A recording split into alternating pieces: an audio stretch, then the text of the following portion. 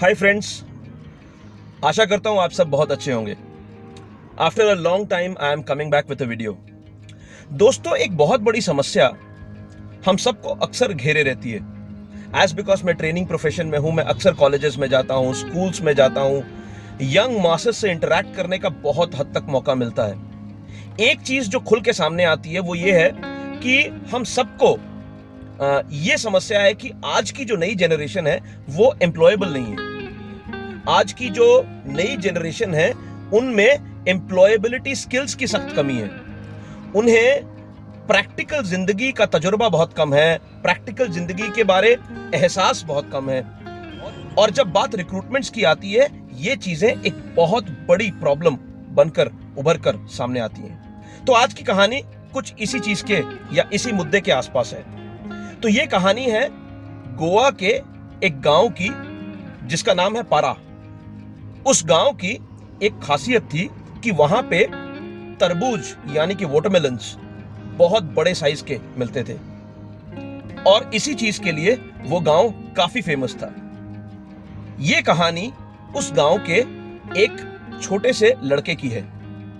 उस लड़के का कहना था कि जब वो छोटा था, अक्सर गांव में एक छोटा सा कॉन्टेस्ट रखा जाता था जहां पे गांव के लगभग सभी लोगों को बुलाया जाता था और उन्हें तरबूज खाने के कॉन्टेस्ट में इनवाइट किया जाता था। तरबूज खाने का कॉन्टेस्ट हुआ करता था और उस कॉन्टेस्ट में गांव के जो सबसे बेहतरीन और सबसे बड़े तरबूज थे वो लाए जाते थे। लोग जी भर के तरबूज खाते थे। वक्त बीतता गया, वो लड़का पढ़ाई करने बाहर चला गया। समय के साथ बहुत सारी चीजें बदल गई। जब वो लड़का पढ़ाई करके वापस लौटता है, वो देखता है कि जिस चीज के लिए वो गांव बहुत फेमस हुआ करता था यानी कि तरबूज, वहां अब तरबूज का साइज बहुत छोटा हो गया है। अब वो बड़े साइज के तरबूज मिलते ही नहीं हैं, देखने तक को नहीं मिलते हैं। और वो लड़का सोच में पड़ गया। तो वो लड़का उन्हीं किसानों के पास वापस गया और पता करने की कोशिश की कि आखिर हुआ क्या।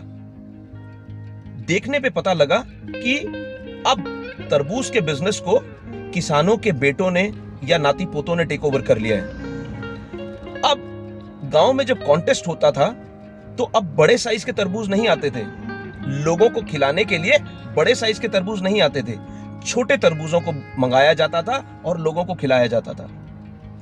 दोस्तों, मैं आपका ध्यान वापस उसी सिचुएशन पे लेके जाना चाहता हूं। जब 10 साल पहले ये कॉन्टेस्ट होता था, तब गांव के बेहतरीन और बड़े तरबूजों को मंगाया जाता था ताकि लोग उन्हें खाएं और एक कंडीशन रखी जाती थी कि खाने के बाद तरबूज के बीज को फेंकना नहीं है। उस बीज को किसान इकट्ठा करते थे और अगली फसल के लिए उन बीजों को इस्तेमाल किया जाता था। तो जाहिर सी बात है, जब तरबूज का बीज बड़ा होगा तो उससे आई हुई फसल में तरबूज भी बड़े ही होंगे। और इसी वजह से 10 साल पहले तरबूज बहुत बड़े थे गांव में और गांव उनके लिए जाना जाता था। लेकिन जब बिजनेस को किसानों के बेटों ने, किसानों के नाती पोतों ने टेक ओवर किया, उन्हें ऐसा लगा कि बड़े तरबूजों को इस तरीके से मुफ्त में बांटने के बजाय इन्हें बाजार में बेच करके अच्छे पैसे कमाए जा सकते हैं और कॉन्टेस्ट के लिए छोटे तरबूज लाए जा सकते हैं। तो कॉन्टेस्ट में छोटे तरबूज इस्तेमाल होते थे, छोटे तरबूजों के बीज इकट्ठे होते थे और उन्हीं बीजों से अगली फसल बनती थी और जाहिर सी बात है, उस फसल में छोटे ही तरबूज होते थे। तो फसल में तरबूज का छोटा होना, इसके पीछे जिम्मेदार कौन? बीज, किसान या वो लोग जो कॉन्टेस्ट में तरबूज खाने आते थे? जिम्मेदार कोई नहीं, जिम्मेदार है हमारी सोच। क्योंकि अगर लोभ लालच की वजह से हम अगर घटिया बीज बोएंगे तो जाहिर सी बात है छोटे तरबूज ही पाएंगे।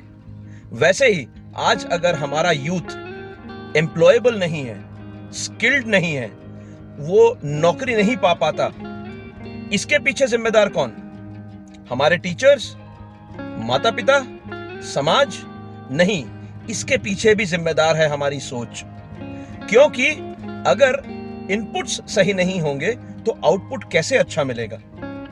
अगर टीचर्स अच्छे नहीं होंगे तो हमें अच्छे बेहतरीन स्किल्ड स्टूडेंट्स कैसे मिलेंगे? अगर हम अच्छे लोगों को रिटेन नहीं कर पाएंगे, अच्छे टीचर्स को नहीं ला पाएंगे, तो जाहिर सी बात है अच्छे और स्किल्ड स्टूडेंट्स नहीं मिलेंगे। तो दोस्तों, अच्छे तरबूज पाने के लिए अच्छे बीज का होना जरूरी है। अच्छी आउटपुट पाने के लिए अच्छे इनपुट का होना जरूरी है। एक स्किल्ड यूथ और एम्प्लॉयबल यूथ पाने के लिए इनपुट्स के ऊपर ध्यान देना ज्यादा जरूरी है। तो दोस्तों, इस छोटी सी कहानी से हमारे पास सीखने के लिए बहुत कुछ है। हम अगर आज अपनी नई जनरेशन के लिए, नई जनरेशन की एम्प्लॉयबिलिटी के लिए, उनके स्किल्स के लिए, उनके हुनर के लिए चिंतित हैं, तो कहीं ना कहीं इसके पीछे हमारे इनपुट्स रिस्पॉन्सिबल हैं, हमारे इनपुट्स जिम्मेदार हैं।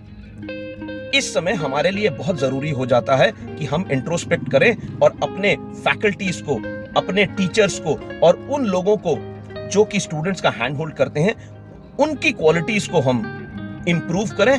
तो जाहिर सी बात है स्टूडेंट्स की क्वालिटी अपने आप इंप्रूव हो जाएगी, उनकी एम्प्लॉयबिलिटी अपने आप सुधर जाएगी। दोस्तों, उम्मीद करता हूं कि ये छोटी सी कहानी पसंद आई होगी। दोस्तों, ये नजरिए की बात है। कुछ लोग मेरी इस बात से सहमत होंगे, कुछ लोग मेरी इस बात से सहमत शायद ना हो। तो वीडियो को अंत करते हुए मैं आपसे 2 पंक्तियां कहना चाहूंगा। देखो तो दुनिया में सुख ही सुख, न देखो तो दुनिया दुख का दरिया। ये जिंदगी और कुछ नहीं है यारो, ये सिर्फ है देखने का नजरिया। सो दोस्तों, thank you so much for watching this video. Stay connected, have a great life ahead.